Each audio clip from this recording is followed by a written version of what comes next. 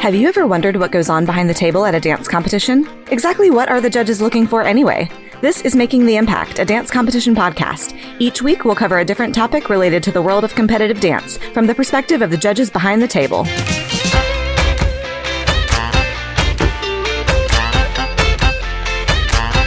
Competitive dance has evolved over the years to include a variety of fun and exciting elements of other styles, including partnering and lifts that derive from ballroom and acrobatics. Today on Making the Impact, our two guests, Jonathan and Oksana Platero, help us understand the best practices behind teaching partnering and lifts for competitive dancers. Hey y'all, welcome to this week's episode of Making the Impact. I'm your host, Courtney Ortiz, and I'm here with my co-host. It's Lesley Mealor-Senge. I still have to figure out my last name. Do I say Senge? Do I say Mealor? I think it's still Lesley Mealor. Legally, it's Lesley Senge. I think it's still Lesley Mealor in podcast world, at least for sure, because everyone knows you as Lesley Mealor. This is true. I think that's true. But yes, it's me. I'm here. You're here. And Courtney, it's my first event this weekend. Yay! Where are you heading? I'm headed to Knoxville, Tennessee, actually. Ooh. And so I'm super excited to get down south and maybe have a little bit of warmer weather and see some great dancing early in the season. Absolutely, yes. I've been out on a few Streets weekends already, so if you're coming to Streets Dance Convention this season, I hope to see y'all there. I will be at pretty much every single city on our 20-city tour now until May. Lots of dancing happening, lots of talent out there, and yeah, we're kicking off the season strong in 2026. Yep, ready to get out there and see some great dancing, and we have a great episode for y'all today. This is one that, Courtney, you mentioned earlier, we haven't really talked a lot about this topic, but it's time, and we have a packed episode today. Oh, we do. And we're talking about lifts and partnering, which a lot of people learn how to do in their time as a dancer and training dancer. A lot of choreography starts incorporating lifts, especially once you get into the teen and the senior categories in contemporary lifts, but also a lot of other styles like jazz. And I know that I didn't really have a lot of experience with partnering, and I was always being lifted by the group. Right. But as far as like one-on-one partnering, I really didn't learn that until I became a professional dancer. So I am refreshed to see that a lot of studios are starting to incorporate that into their training, and dancers are being exposed to partnering as well in ballroom classes at conventions, which is so cool. Yeah, so we've got some wonderful guests today, and we're excited to hear from them. But before we do, we have some sponsors to tell you about.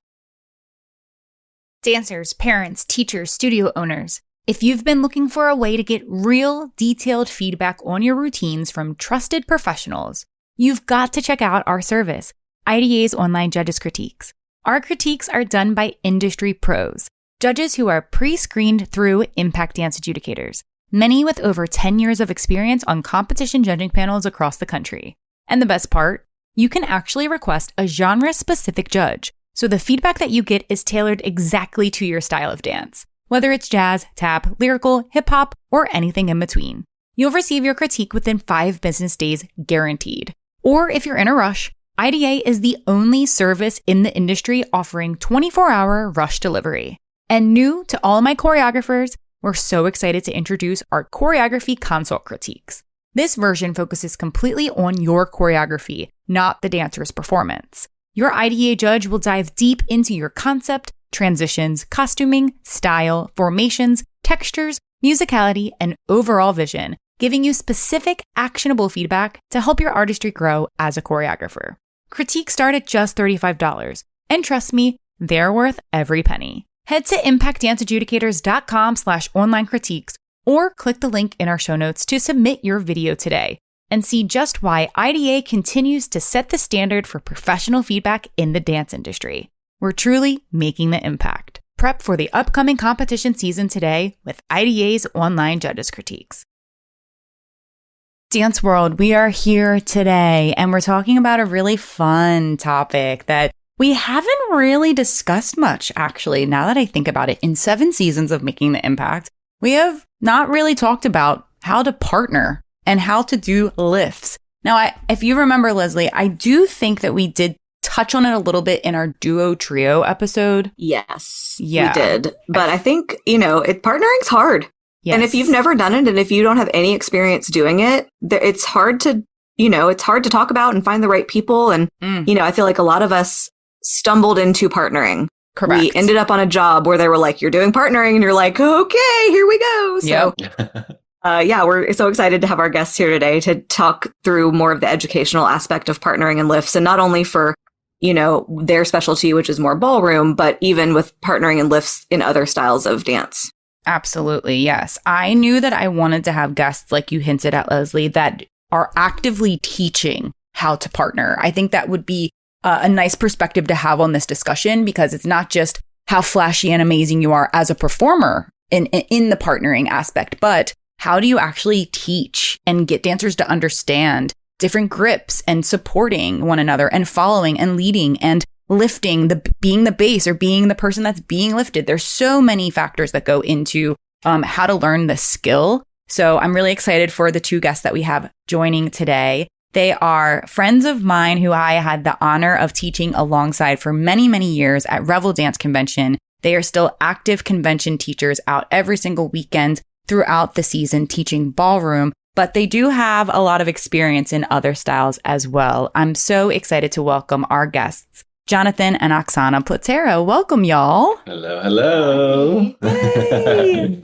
I'm so glad that you could join us on the pod. And obviously, I immediately thought of you both because like I mentioned, I got to watch you teach throughout my years at Revel, but then you would also perform a lot in the closing show. And oh my gosh, everybody, it is unbelievable. Truly, my jaw's on the floor every time you guys hit the stage together, because you're not just doing ballroom dance. You're adding these layers of very, very hard lifts that are like mind-blowing and so impressive. So I knew you'd both be like the perfect people to speak on this topic. Yeah. It's our favorite topic too. Perfect. Yeah.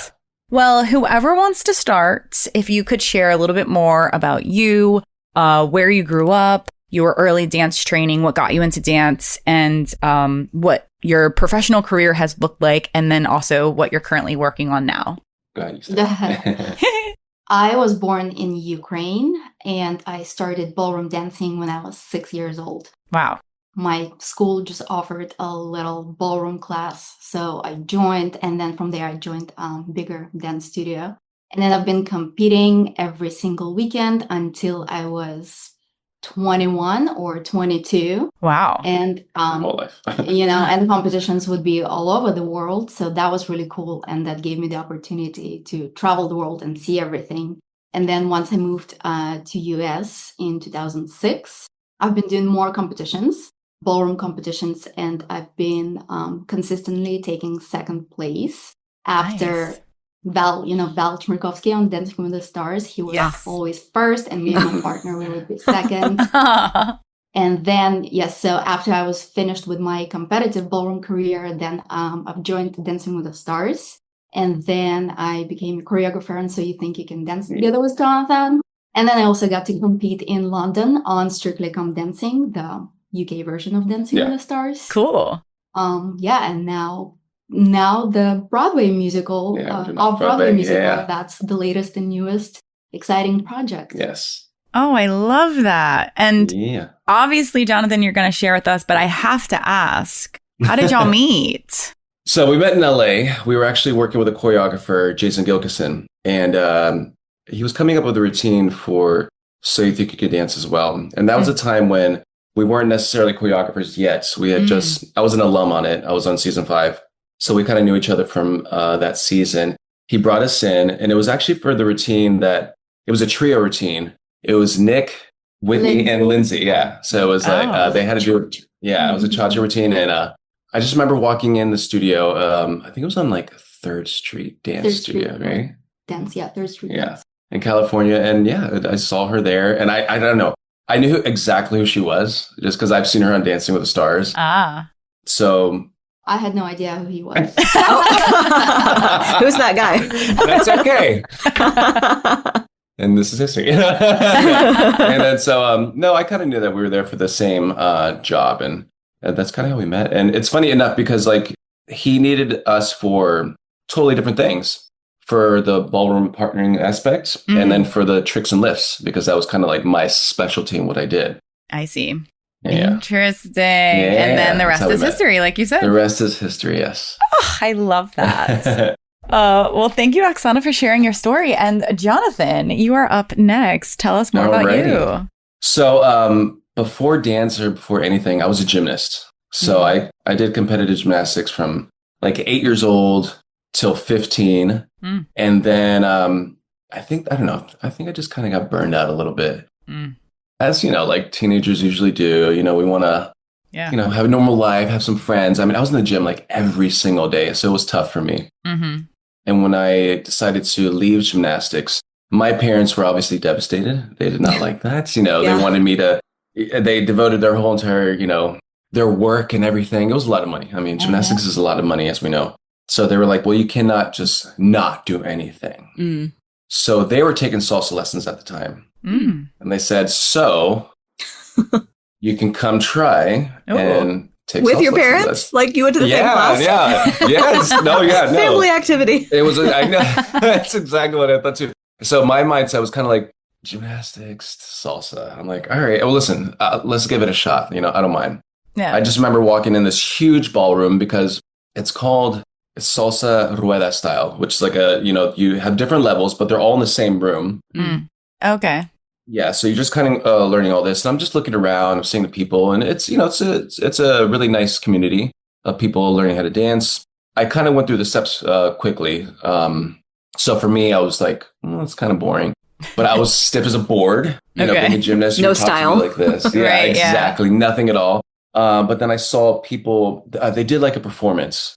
And I think that's what caught my eye. There was a professional team.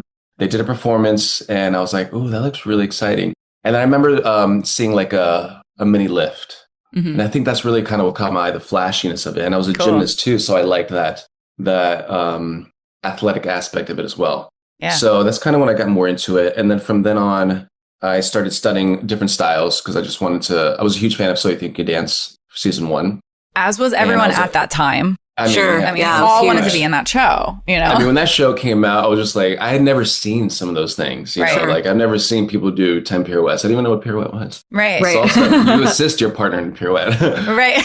That's true. So from then I wanted to try to study as many disciplines as possible. And from there I went to audition for So You Think You Dance years later, made season 5. And then after that, had the opportunity to become the salsa choreographer with Oksana, and then became an all-star, which is really, really exciting. And now, convention teacher, as you said, and then now off-Broadway musical, which will be our next adventure, which is very exciting. It's something that we've never done before too, and we still get to kind of include not only what we do, but different elements of it as well. Can you share the name of it? Yeah, tell us more. In a little bit of detail? Absolutely. So it's called Blood Love. It'll be an off-Broadway musical. It's about very first vampire. Yeah, the original vampire story. Yes. Okay. I'm so coming. Pop music. Oh my god! Can't wait. Yeah, me too. It's so exciting. It's sensual. It's sexy. All original music. There's some really good songs. I mean, there's some boppers in there that you're really gonna enjoy. Sweet. Our creator, Carrie and Drew DeCaro and Carrie Sharp.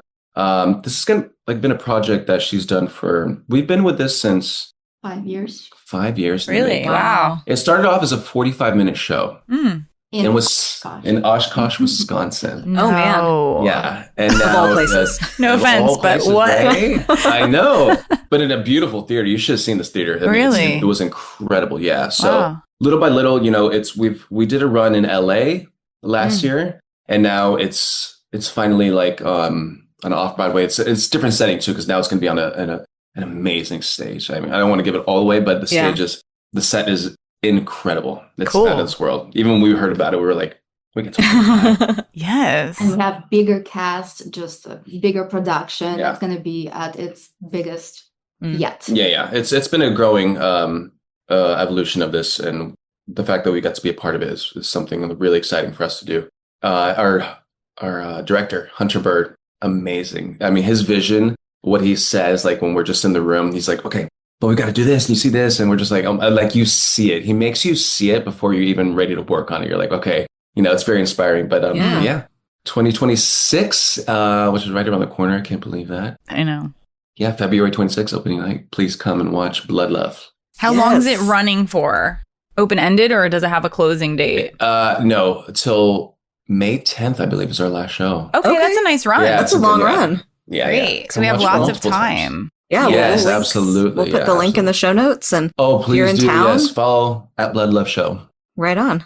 Yes. Love it. Congratulations on that. That's such an achievement and thank you very so much. Special. And I think that also just shows to our listeners and world out there, like, it does take some time for things to happen in the industry. Being with something from the ground up and staying with it for 5 years, coming from Wisconsin to another workshop in LA to another workshop in New York. And now it's finally hitting the stage. It's here. It's important to know that like process takes time. Right. And but also being with something from the jump and from the beginning, there's always a benefit to that because you hope that you continue to grow with Oh my God. Absolutely. the show.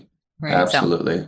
And what a neat thing to like bring up too. And I think it kind of will tie into partnering a little bit. You said your director like makes you see it before you even jump into it. Absolutely. Yeah. Like that is probably how partnering, you should probably see it in your mind. You have to like visualize it before you can physicalize it, right? 1,000%. Yeah. Absolutely. You absolutely should have that mindset going into it, especially coming up with new tricks too. Yeah. Absolutely. Oh, that's so true. Okay, well, great. Well, now that we're here, let's jump in. Yay. We've already kind of started. Yes. So I guess from my first question, I would love to hear from both of you what you think the most important thing to know about partnering is. So let's say you've got dancers, studio owners, teachers who've never taught it, never really done it. What is the like number one thing you want them to know about it?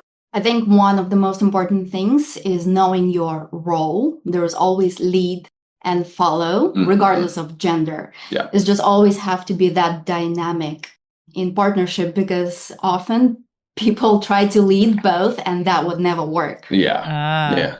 Yeah. And I think the other aspect that's really, really important, and it's crazy when you see some of these tricks are 50-50.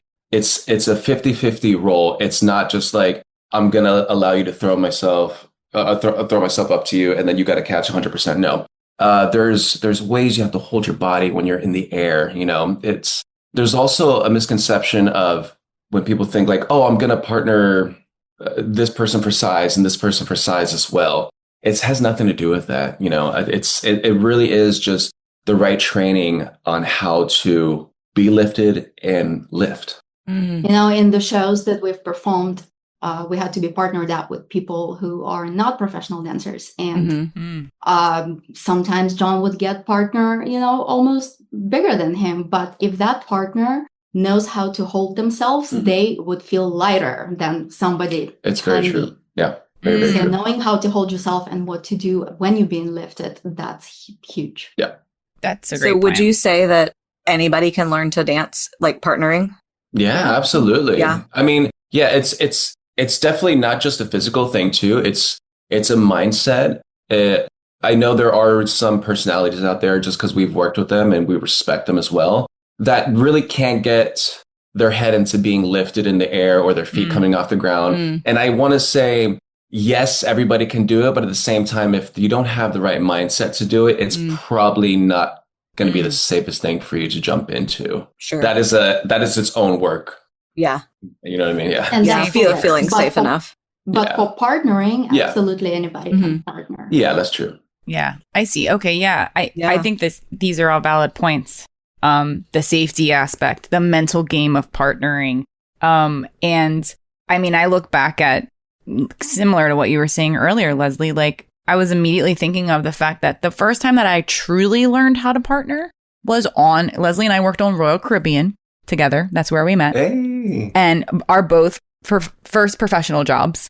I'm 19 years old learning how to dance in a heel and do disco partnering. And I've never done it in my life, and I'm just hoping for the best. But like, I very quickly learned how to support my upper body carriage to give my partner what they needed. And there was a lot of communication between me and my partner in the learning process of rehearsal, which moves so fast. Yeah. But like, they were expecting me as a professional who got hired, Lesley and I, that we should already know how to do this. It's just now learning the steps. I shouldn't be being taught how to learn how to partner on a professional job. So like, I think it's really important for dancers to get exposed to that in some capacity. And I know that at convention, you are introducing partnering to dancers, which is so great. Yeah. And that's exactly why we like to do that. I think when we first started with convention, it was more about, just the original, do footwork. And, we wanted to introduce it because of that reason alone. Is because I've been to so many auditions. And for me, thank God, I know partnering, Right. But it's so true. There's so many parts. And I tell the kids this sometimes too. I'm like, there's going to be a portion of the audition in your careers that you're going to make it to, and you're going to have to partner with a stranger. And, with a stranger. So it's not even just about knowing how to partner.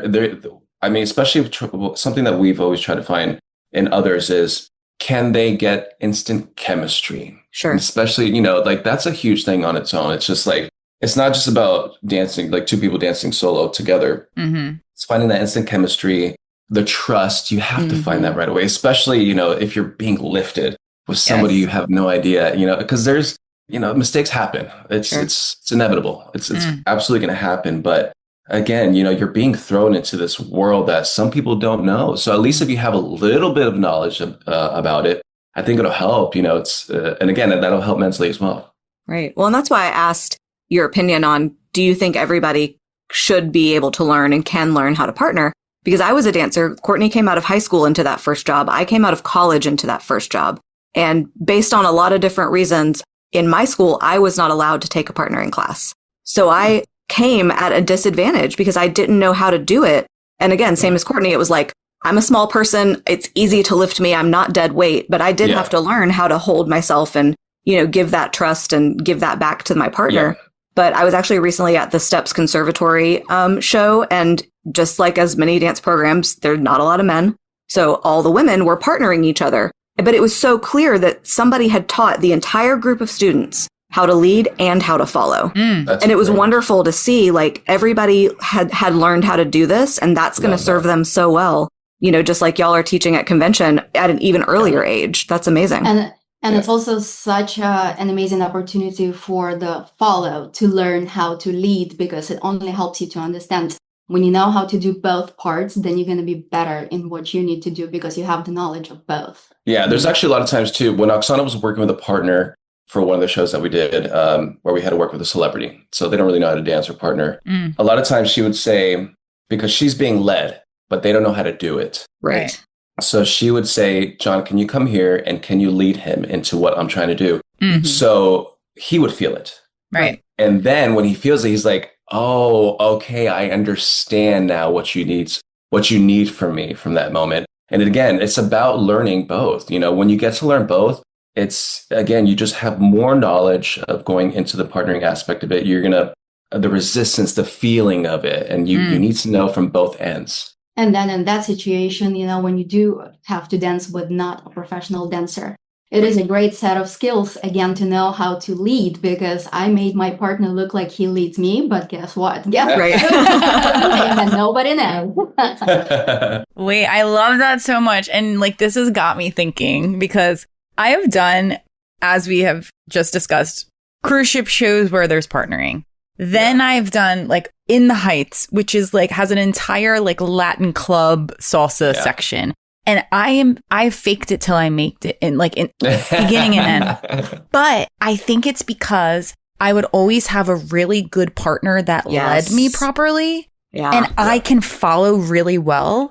So if it was reversed, I think I would be an epic fail, because I've never actually learned how to lead. I've only ever been a really good follow. So I think that is a really it's really interesting that you said that it's important to learn both, because I think that that's something that I could work on for myself to be even just a better educator too, and knowing how to describe partnering to other dancers. I think getting into the education part of it is knowing both. I don't think it's like specializing in following and then being able to teach. Because you really do have to know both. Like when I started with the whole salsa program, like I was saying in the beginning, I went through the whole entire program as a lead.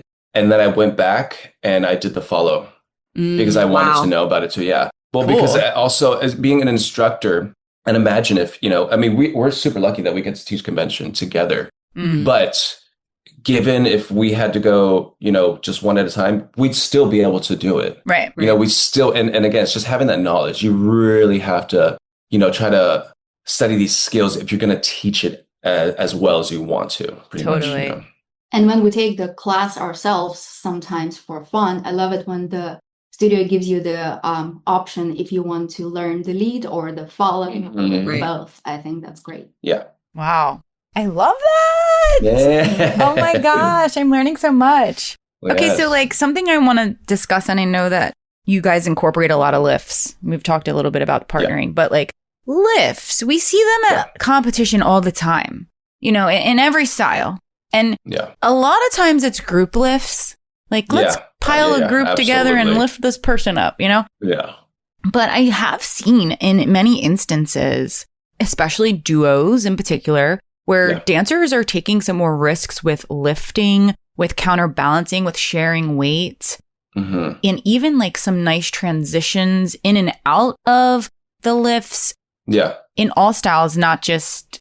I feel like I'm immediately thinking of contemporary. I think we all kind of go there too, yeah. Okay. But I know exactly what you mean, yeah. So like what have you been seeing on stage that you really enjoy? And are there any advice that you can give to dancers that are executing some partnering in other styles outside of ballroom? Yeah, I mean, one thing I'm definitely seeing with convention and some of the stage competition dances is, I mean, they have such a level of trust. But I don't think it's necessarily a trust just with the partner. They trust themselves to be able to do it. They know their bodies. I mean, I think I'm going to say outside of ballroom, because ballroom is so different than contemporary world and jazz and ballet. You learn different styles. You're able to kind of roll on your back, like almost like do forward rolls. You're able to like into these aerial works. I think that really does help. And again, just being a gymnast on my own, I think that's what steered me into partnering. It's so a lot of times when I see this level of trust with these dancers, they're just giving it all, but trust is everything. And also there's no hesitation. They know how to hold their weight. So that's something I've seen beautifully. Now, the only thing I will say is sometimes that I do see is you don't want to see that trick coming. Sure. That's the only thing it's like, and I've seen it done beautifully. I mean, it's also, these dancers are coming up with the craziest tricks that I've ever seen. Like, it's mind-blowing. And they're kids. Yeah, and they're kids, yes. But remember, when you're younger, you're fearless. You're fearless. Exactly. Yep. Trust fearless. me. Yeah, you are fearless. So I think at that, that age, they're just like, let's just try it. I mean, we've been to some studios, they're like, yeah, let's just go for it. I'm like, well, I haven't even taught yet. Right. But they're ready to go, like, So they have that different mindset, but it can also be a safety thing too. But yeah, no, it's masking that here it comes, it's like, you don't want to see it, I would say try to steer away from those kind of lifts that are just like, there's ways to do it. And I think especially in more expressive dances like contemporary, you're able to kind of mask a little bit. But I mean, some of these dancers, I'm fairly impressed with them. I'm not gonna lie, and the agility and the flexibility that comes with it too. It's beautiful. Yeah. It's just becoming this beautiful like combination of like almost the ballet technique into like the acrobats. It's really nice how the evolution of it.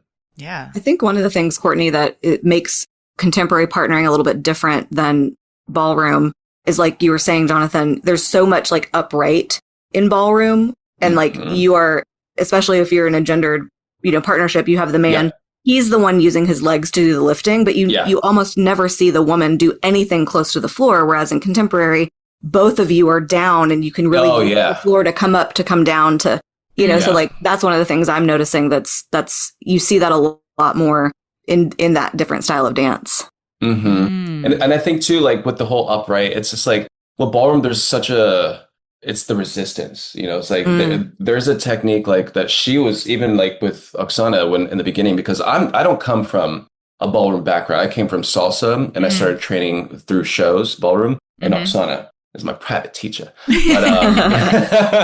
But just simple things. I mean, you won't be able to see it, but like resistance, just like keeping this, we don't Right. open full arms to Sure. extend into, preparation. It's about keeping everything nice and close within, with a partnership. Right. So I think that's something that kind of helps ballroom dancers kind of create these quick moments and lifts and tricks. But yeah, we don't get down to the floor like that. I mean, Right. I used to, but I don't. Yeah.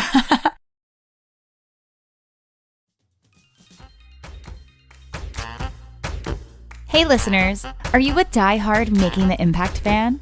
Do you love tuning in to our weekly episodes all about the dance industry? Well, if so, we would love for you to continue to support our podcast by joining our Platinum Premium podcast subscription.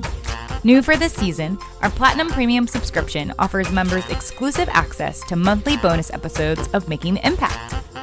Our Q&A with Courtney live episodes are now exclusive to our subscribers only, and all Platinum Premium members will get priority to have their dance competition questions answered on an upcoming episode. Other Platinum Premium perks include Making the Impact stickers mailed to you and your dancers, ad-free listening for all of Season 4, discounts on Making the Impact merchandise, exclusive bonus content, and a discounted IDA online critique from me. By joining us on our Platinum Premium subscription, you are helping support our podcast to continue to produce the quality content you all love for years to come. Our Platinum Premium subscription is only $5 a month, or you can pay a one-time fee for upfront yearly access. With over 50 Platinum Premium members and counting, we truly are making the impact. Learn more and subscribe now at impactdanceeducators.com/Platinum Premium. And now let's get back to the show.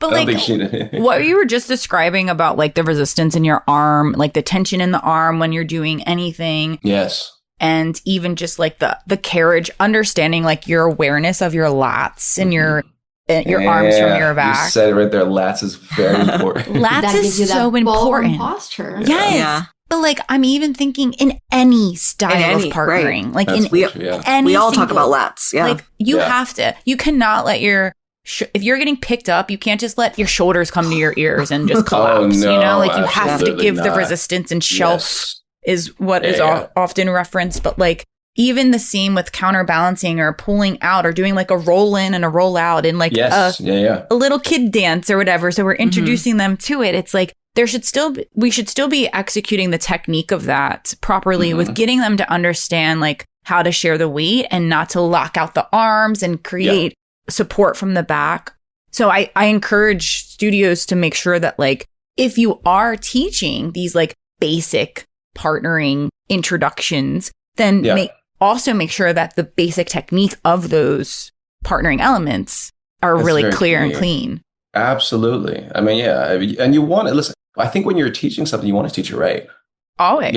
Yeah. There's a I don't want to say fake way to do it, but there is it's like Sure. And I Like a think what it shortcut. is really, it's just like, it's almost like when we teach convention and we tell kids like, oh, we're going to do ballroom. And then they'll do like the, it's not, they're not doing it wrong or anything like that, but I get why they're doing it. That's the way they see it. So sometimes when you're teaching partnering, you're like, oh, we're going to do it just like a roll in and roll out. Oh, well, we see it on TV like this, but it's really not. There is such a basic technique to it that can really help make it look better. Right. And you're And feel also better. giving them the knowledge and feel better. Yeah. For both sides. I recently got married and we did a choreographed wedding dance, and thank you. I'm a dancer and my husband is not. And it's just very interesting working with somebody who doesn't know, and he caught on very quickly, and Courtney can attest he did a very good job. Yeah, good. But like Yeah. if you do a rollout and he is not resistant, you are like flying, because I'm expecting, I'm just ready to expect what is supposed to happen and it doesn't happen. And it's like, oh, humbling to come back to this like learning experience of, oh, you're new to this. Let me be patient. Yeah, absolutely. That's so funny too. I think it really does always go back to the opening out, because that's like it's like the one thing everybody expects. Yes, it's so real. And I have to say, like I've already admitted, like I am very good at faking it till I make it and following.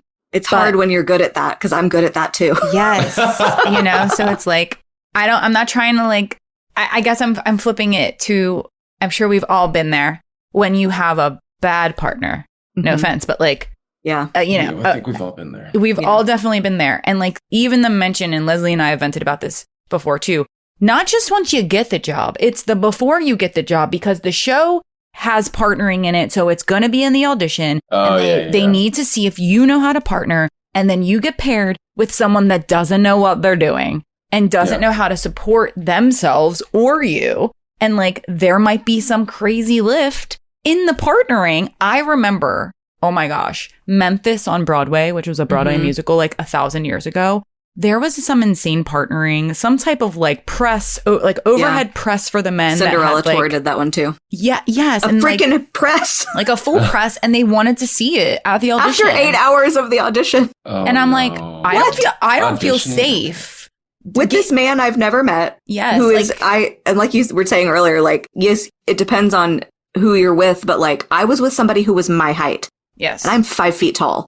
Yeah. So if you equally weigh what I weigh and you are not a good partner, this is not going to work out. You don't even have the leverage to like, it didn't work. And neither one of us got the job, which is unfortunate. I've been in scenarios where like my partner has let me down from getting the job, even though I'm doing everything I can to show that like, I know what I'm doing.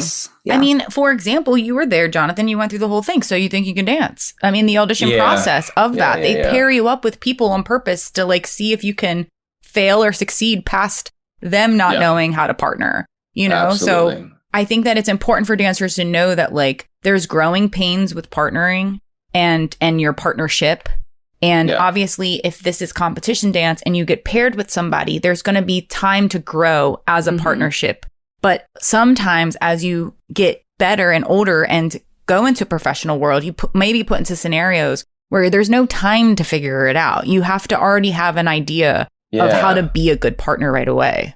Absolutely. Like an introduction, at least. And again, that's why we always encourage studios to introduce that, and in the right way, obviously. That's why we like to, bring it to the kids at such a young age too. So, and that's when, again, knowing how to lead when your partner doesn't know how to do that, so you can overcompensate and make it better for your partner. In general. Right. Get you both. A little harder with lift, but with partnering. Yeah, lifts is a different thing. Sure. Yeah, lifts is a totally different beast. Just recently, when we did the auditions for Blood Love, there was a portion of the audition, of course, it was going to be partnering. That's what y'all do. It's going to be in the show. It's going to be in the show. So I remember there was one lift. We never want to bring crazy.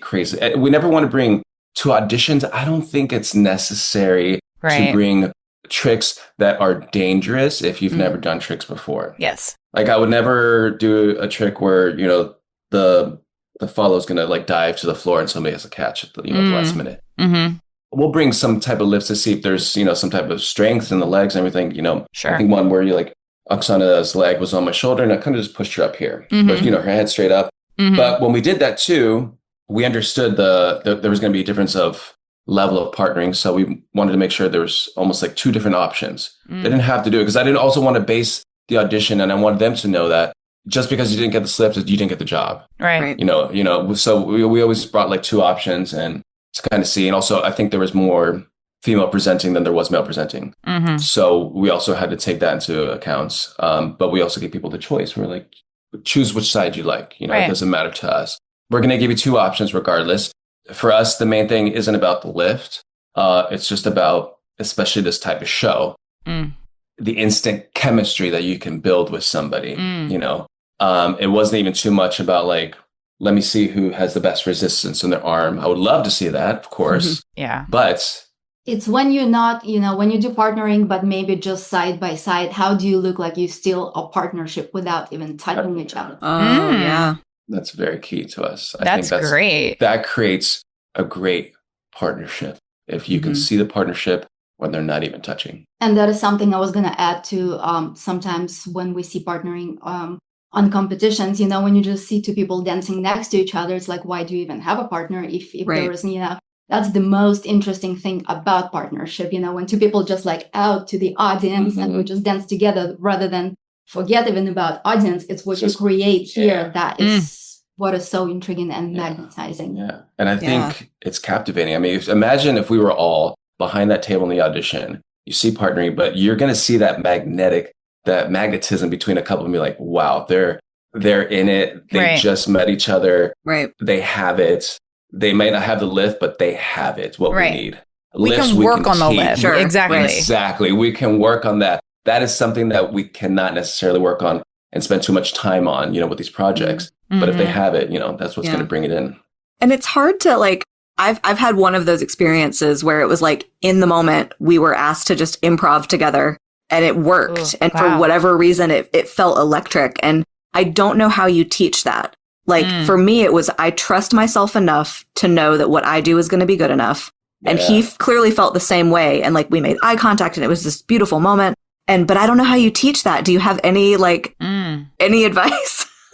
Because people want that. They want that experience. And I don't, no. it seems just like, There are different exercises. Like one of my favorite exercises, it's, there are those body contact classes I when love seeing when you those. just Yeah. kind of, you don't really know what you're doing, but you're reacting. So it's simply action and reaction. Like if he does something, he blinks, I blink back, and we already create something. It's not much, but it's, you can see this. Is it like a hand movement and it's just reaction? Anything. When we can create, like, the way we touch, it's like, do you want to touch each other, or is it no? Yeah. Contact is the relationship that you can show. eye contact is a very important thing. I mean, you have to be able to feel comfortable in a partnership having that eye contact, because you tell stories with each other through the eyes, especially through movement, and then we see that through the body. I also think having a little bit of that acting training, I would say definitely get into like that. That's something that we love acting as well. We did acting classes a lot in LA, but I want to say that kind of helped us a little bit more, especially with that type of training. I mean, it's good to get all this type of training, especially if you're younger, you're trying to get into this career, do it all, try it all. It's only going to help you. You're going to be exposed to it, I promise you, at some point. So, right. I'm glad you talked about eye contact, because that's something that I, as a judge, will mention so frequently to any partnership that hits the stage.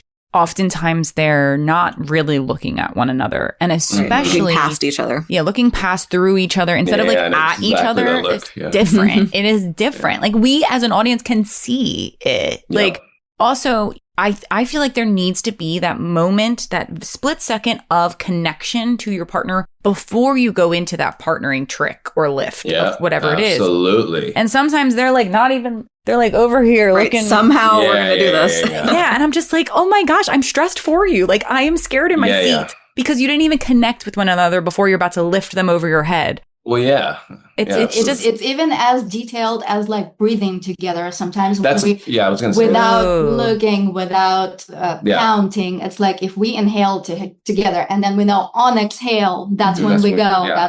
That's how you line up and time it perfectly.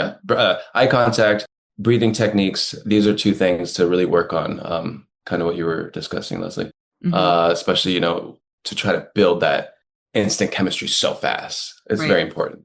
And luckily in like the competition studio world, you have more time to develop that. But it's wild because like Courtney said, sometimes the students get to the stage and you're like, you've been doing this for a long time because like it's rehearsed, but that chemistry is not there. And it's like, what are you missing in rehearsal? And it's those acting, breathing, eye contact, really taking the time to like, yes, we did all the technique. Let's throw that away and do all this stuff now. Yeah, absolutely. And another thing that Oksana, you mentioned counting. And I know that you were saying like, yes, you can breathe together and look at each other, but counting, is that something that you think is helpful or necessary or not necessary? Especially not even just with like a duo, a partnership, but even like group lifts and things like that. Are counts important? I think coming from ballroom perspective, for sure, counts is everything, because every little step, like, ballroom dancers practice rumba walk, and it's just walking forward or back with specific technique. And we practice it for years, and it's never perfect. There's always room for improvement. And you break that down, that one walk, into one and E2. Wow. Every little section has a purpose why that or E needs to be in there, because that's how detailed ballroom is. You have to know which part of your body doing what exactly and when exactly. And so then when you have choreography, imagine how that one step multiplies now that you have a choreography. So counts, I think, are extremely important. And also when you do ballroom routines on competition, it's not a specific set of music that you Right. Oh, yeah, that's very true. it's always, you get what That's always blown my mind every time I That's see. what you mean, I'm like, ballroom what? competitions. Yeah. Ballroom competitions, you always I don't know get how different y'all music. do that. They just play music, and I'm That's like, why- how do you know when to go? That's why And they look like they're hitting the So- song every single time. Yeah. That's why counts are so important, and that's why that connection with your partner, the higher the level of ballroom dancers are, they know that they get new music every time, they know their counts, but also because of lead and follow, sometimes you see them hold it, and that's not part of their choreography, but because the lead decided to hold, maybe he's familiar with that song. Sure. So he knows I'm gonna hold it until that break, and That's good smart. partnerships can do that, and that dynamic and that detail in everything. Yeah. Wow. Yeah. Well, and listeners, y'all know we love a count over here at Making the We love a Impact. count. So both Courtney and I just started smiling when Oksana said, yes, counts are everything. We were like, great, I'm very check. passionate about counts. And Thank God I didn't answer. No, I'm kidding. I mean, I've seen like so many dancers and like within choreography, as a judge, I'm watching this dance as a whole before they've even done the big lift that like they've worked so hard on, right? With the group, and it's like one dancer getting tossed in the air or something. But even before that, I can already know if y'all are counting your music or not. So like I've already determined that. And then we fast forward to where this big lift is happening, and I'm a little bit stressed because I want to know that as a collective, we all know when we're prepping and when we're launching for the safety, not just the execution of the visual that we're trying to achieve, but also the safety element, which we haven't really, we've mentioned safety, but I do think it's important to elaborate on safety because we're also big supporters of that. You mentioned that like sometimes lifts go wrong. It's inevitable sometimes in life. It's gonna yeah. I mean, I'd want to say it's gonna happen, but let's be realistic. Some of these things do happen. It's only gonna make us better to know what to do in the situation that it does happen. And with lifts specifically, because it's not something you can improvise, that is something you have to rehearse. Yeah. And throughout that process, you will find every way possible that it could fail and could go wrong. So then once you do perform, you kind of know the safe exit way out of that. And as long as you don't show it on your face, because audience never know what's supposed to happen. That's important. I would say, performance-wise, that is a good way to, I guess, mask it. I would say in the safety aspect of it, if anything does go wrong, it's not about hurry up, let's try to get back on track. It's making sure whatever happened, that you're both okay, that you can continue, that it's okay if you cannot, because I have been there. I had a terrible injury mid partnering trick. I thought I could keep going until I started feeling like, oh, no, something's completely wrong. So I know. Yikes.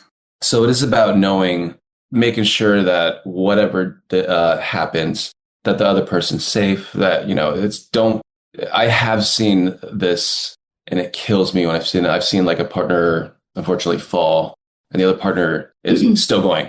And I'm like, that blows my mind because it's not only selfish, but you don't look good. Yeah. If you don't, that doesn't make you look good. It's what makes you look like a great partner. If any of this ever happens, and I've seen this happen as well and get applause, is make sure your partner's okay. Everything's good. Let's continue. Get the eye contact and bam, let's go right into it. That is more impressive to me than the show must go on aspect, which, it's especially when it comes to lifts or mistakes. 100%. I couldn't agree more. I think that it's so important for dancers to learn that as a part of their training because we are pushed so heavily in the show must go on. And I think that I'm going back to our very first professional job, and it was a complete mind shift for me because in competitive dance, it's keep going, keep going, keep going. It doesn't matter. Keep going. That's what you're instructed to do. That's what you're told to do. And then I got on my first professional job And like when something goes wrong on that stage, they're like, stop the show, stop. Yes. Right. Get off the stage. They're like, this is a safety Yes. hazard. If there's like something that fell off of a costume or something, safety hazard. We're not going to stop the show, but we're going to do whatever we can to get that thing off the stage. So like we've talked about that a lot on the podcast, just kind of try to like share another example that like in the professional world, we care a lot about safety, but we should also care about that in the training world of competitive dance. And if there especially is for younger dancers. Exactly. Like they're not the pros. So if the pros are worried about safety, like we should make sure we're protecting the training dancers too. But like knowing when to say, I can't continue or walking off stage or having some type of signal with your partner where that check-in moment where they can just shake their head and say, and you grab the hand and you exit off stage, like gracefully, professionally. I think that's really important skill to teach our dancers. So I'm really glad that you said that, Jonathan, because you know, I think a lot of dancers don't know what to do. So they're just like, I guess I'm supposed to just keep going. No. But and you know, there's an adrenaline rush too. Like when something happens, I mean, you get that. It's like that. Of course, it's embarrassing. You know, there's nothing worse sometimes than hearing the crowd go, "Oh, right." But it messes up with your mind. So if you're trying to continue into something even more dangerous, now your mind's not there. Yep. You know, now your adrenaline's pumping, and what happens when your adrenaline pumps? You get out of timing. You're just trying to rush things, and again, that's another safety thing. It's okay to. It's happened to us. We've had those moments where in the audience where something didn't go right, and you hear the audience go, "Oh," you know.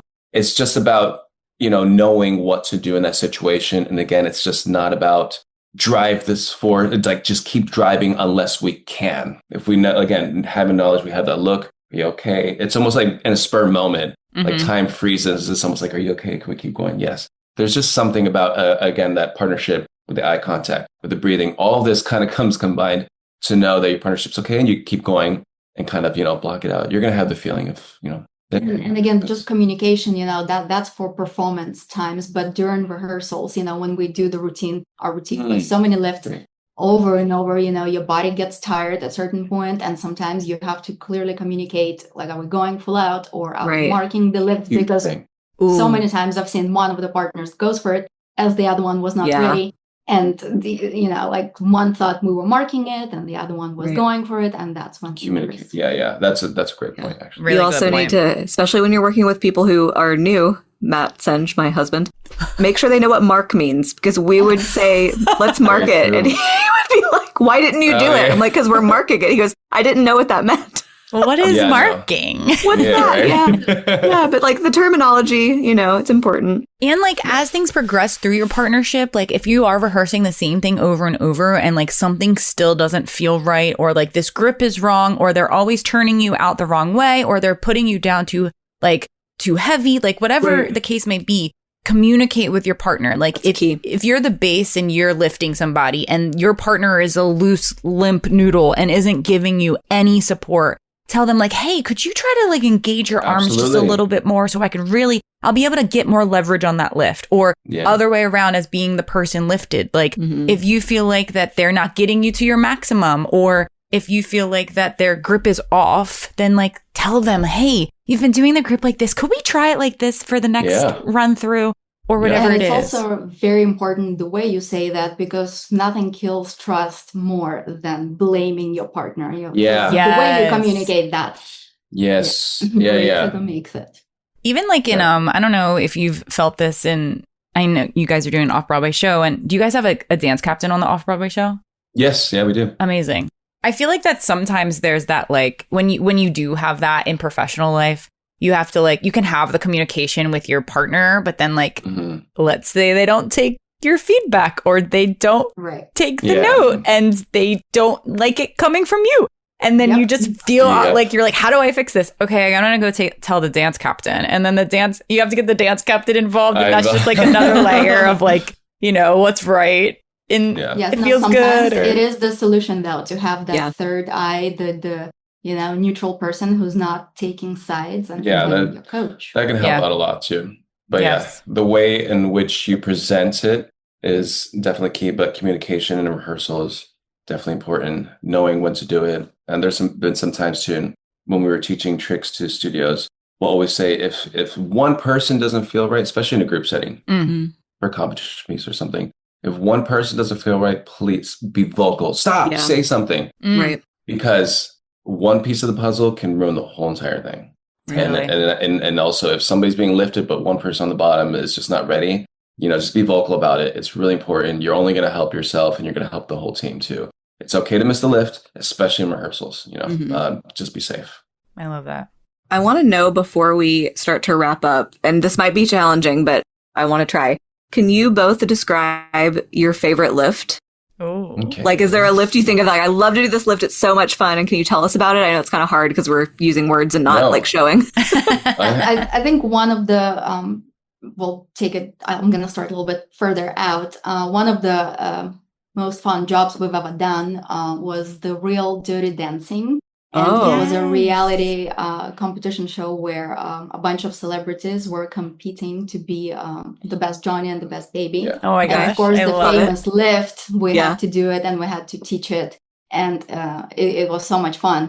And then a separate occasion where we got hired for this big job just to do that one lift. yeah. And, Oh my gosh. we've done it so many times and we were never worried about it. Yeah. But when so many people tell you, like, don't mess it up, that's why Right. you Oh, yeah. for that 10 seconds, that one lift. Like, why would they do that? Wow, right.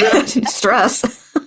So that's a fun one and memorable one Yeah, for me. we love Wow. the dirty dancing. Does that But, Dirty Dancing lift have a name, or is it just called the Dirty Dancing lift? Okay. Yeah. I mean, I've always heard it was the dirty dancing. Yeah. I feel like if you just say that, people are like, I know exactly. They know what exactly you're what you talking mean. about. That's my Yeah. favorite movie. Were so. like people doing that before Dirty Dancing is my question. Or did it get popularity from just like, you know what I mean? Because like, I feel like you would see it in like hustle, like disco, like when people were doing lifts in disco, like you would Yes. see that sometimes. Okay. But Yeah, but I think it got its popularity for sure from Dirty Dancing. Absolutely. oh yeah. or and maybe in like ice skating. I feel like ice skaters do that and they spin, yeah. You're right. Yeah. But favorite trick, mine would definitely be, we call it the backflip, the one where you kind of roll up on me. So I know what you're talking about. Yeah. So there's one. The reason. So pretty much, Oksana's facing out. My hand is behind her. She like does a backflip, half twist into my arm, and then the rest of her body rolls up onto my shoulders. Yes. Wow. And she ends up facing where? Her body faces down? Her face faces so down? her legs are. She's facing me. So Okay. Ah. Yeah. So Oh my gosh. It's a beautiful sensual lift, but we love it. I think I love it so much because it has an aspect of gymnastics in it. Yeah. It brings It's like you a back twist to kind of the- happening. Yeah. With the roots. And when I saw two acrobats doing it once before we tried it. It wasn't an original lift of ours, but it's a trick that I saw two incredible performers do, and I was just always wanted to do it. And when we got it, that was really exciting. And so what's your experience like? I mean, it sounds like the tricks that you do, and there's some that are like, they're established tricks that like everyone knows, but like, there's probably a lot of trial and error, and you saw something, you're like, let's figure out how to do this. Like, is that kind of the process for y'all sometimes? Yeah, absolutely. And I do have one other favorite trick that falls into that category because we call it one hit wonder, because we saw something, we tried to, make it our own, and we did it, and it was amazing. And the video, we thankfully caught it on camera, and it is on our Instagram, because we'll send it to you. Oh yeah, please send that to us. Ever were able to do it again. This is how much we tried. It was one and done. Literally, oh my gosh. We've never been able to figure it out, and it was so long ago. And again, it was one of those things where it's one of those. She just like from one side completely rolls over, like almost like a double revolution over, and I catch her on the other side. It's hard to describe. Oh, I can't wait to see it. Yeah, we'll send it to you too, and I'll send you the other one too, the one that I said is my favorite. Yes. But I would say as far as like tricks, it's really hard. I mean, people do it. Being an originator of a trick, it's difficult because tricks have been done. I mean, a lot of times people say this is my trick, but I have also seen it in other places. Right. But it's just about gathering inspiration. You know, right. Something that we like to do is like we'll see a trick and we're like, how can we get into it differently or get out of it differently? Right. Yeah. You know, or how can we put a different twist to it? You know, Yeah. It's I mean, because everything new is essentially a good, forgotten, old classic stuff with the twist and with upgrade. Totally. Yeah, Right. pretty much. Yeah. Well, I'm thinking of like all the old Lindy Hop videos where like those people were Exactly. slinging their friends around and you're Yeah. like, what is happening? And like Crazy. people do that now too. It's a little more refined, but it's Exactly. like you said, Yeah. everything old is new again. So Exactly. Yeah. I guess like one of my final questions would be as far as speaking to the next generation of Mhm. dancers who are learning like firsthand how to be introduced to partnering, or maybe are starting to learn how to do lifts with one another, looking into your professional careers. And granted, you both are like professional partnering ballroom partners, but like what skills in partnering and lifts, basic skills, should every dancer know to have a successful career? Are there anything that come to mind? Any particular lifts that like you should have an idea or have done before you take that cruise ship job, or before you take that Broadway show, or things like that, just so they can learn, put on their list of, hey, I should make sure I learn how to do that before I break into the industry. Yeah. I mean, I think that's something I was saying, just knowing what resistance means in a partnership, because that was something huge, for us, is definitely key. It's otherwise you're going to have one partner that just flings himself out.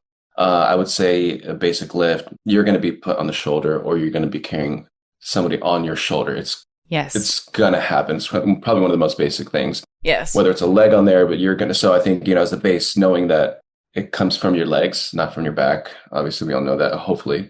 It's timing.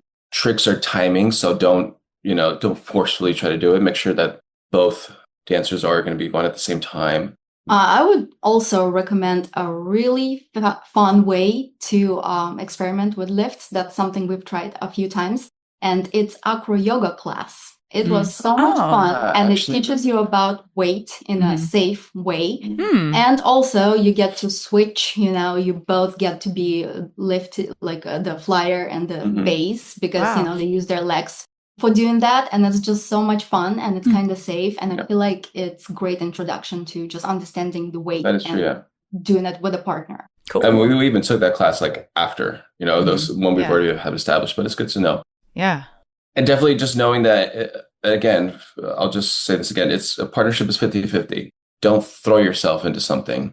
Because it's exciting, when people like partnering is exciting, lifts is exciting, but you have to contain your excitement and take it one tiny little step at the time. And, you break down every lift into drills, and then you put it all together, because otherwise it could be dangerous. Yeah. And core work is important, especially for the lifty. So yeah.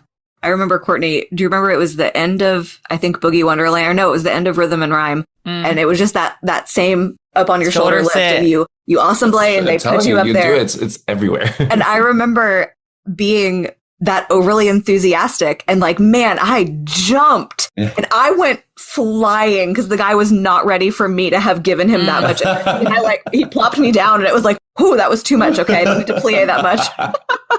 But don't get so excited. Yeah, keep it together. I'm trying to think of like lifts that I've like had to do as a professional.